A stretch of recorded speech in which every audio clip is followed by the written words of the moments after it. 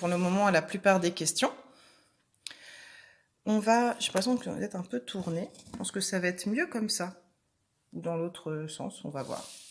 Vous me direz. Je pense que là, on n'est pas trop... On devrait être pas trop mal. Alors, on continue. À l'aide du matériel, donc ça c'est fait.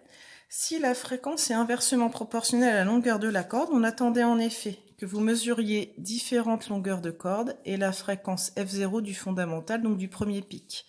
À partir de là, il fallait tracer un graphique, mais si c'est inversement proportionnel, ça veut dire qu'il fallait tracer la fréquence, non pas en fonction de la longueur, mais 1 sur la longueur. Dans ce cas, on aurait obtenu une droite passant par l'origine. Entourer la formule correcte qui relie la fréquence fondamentale et la longueur de la corde vibrante. Alors, ça ne peut pas être une constante plus une longueur. Une constante moins des centimètres ou plus des centimètres, ce ne serait pas cohérent. On peut tout de suite éliminer. On a vu que plus la longueur est petite, plus le son est aigu. Donc si la longueur diminue, la fréquence F0 augmente. Ce qui n'est pas cohérent avec cette formule-ci. Je vais essayer de poser mon téléphone sans qu'il ne tombe. Voilà. Ce qui n'est pas cohérent avec la formule-là, puisqu'ici, elle est située au numérateur. Donc, il est à éliminer. Ici, si on multiplie, si F0 augmente, elle augmente. Ici, on est dans une situation, c'est proportionnel et non inversement proportionnel. Il nous reste donc cette formule-là. F0 égale A sur L, où A est une constante. Qu'est-ce qu'il y a à retenir de cette activité? On va prendre le cours. Ici.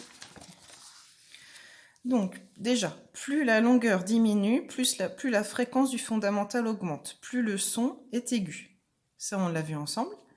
La masse linéique de la corde, qu'est-ce que c'est? Eh bien, la masse linéique, c'est combien la corde pèse, combien de kilogrammes par mètre de corde. Ça correspond donc à peu près à l'épaisseur, tout simplement. Parce qu'une corde qui est épaisse sera lourde pour 1 mètre, aura donc une masse importante. Par conséquent, plus l'épaisseur diminue, plus la masse linéique diminue, plus le son est aigu, plus la fréquence augmente. Ça, c'est ce qu'on a vu avec l'épaisseur des cordes dans la première question. Enfin, influence de la tension de la corde. Vous avez vu que quand je tournais la clé, le son était devenu plus aigu. Donc si j'augmente la tension, le son est plus aigu, donc la fréquence du son augmente. Ou ici F est la fréquence fondamentale. Alors ceci fonctionne pour les instruments à cordes. Pour les instruments à vent, c'est le même principe. Peut-être avez-vous fait de la flûte au collège.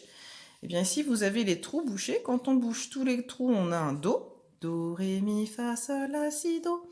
Donc ici, on est du plus grave au plus aigu. Dans ce sens-là, la fréquence va donc augmenter.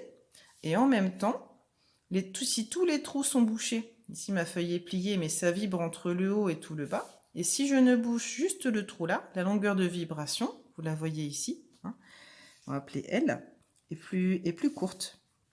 Par conséquent, si la longueur de la colonne d'air diminue, beaucoup, de moins en moins, à ce moment-là, le son est de plus en plus aigu, donc la fréquence du son augmente. On retrouve la même logique avec les instruments à cordes. Le travail que vous devez faire pour la prochaine fois, c'est de faire l'évaluation formative numéro 2. Elle vous semblera peut-être un petit peu compliquée.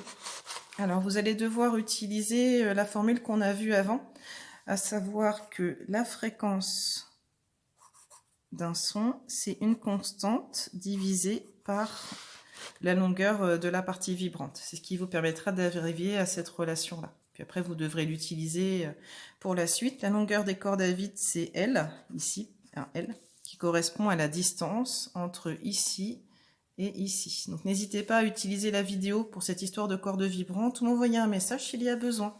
Bon courage!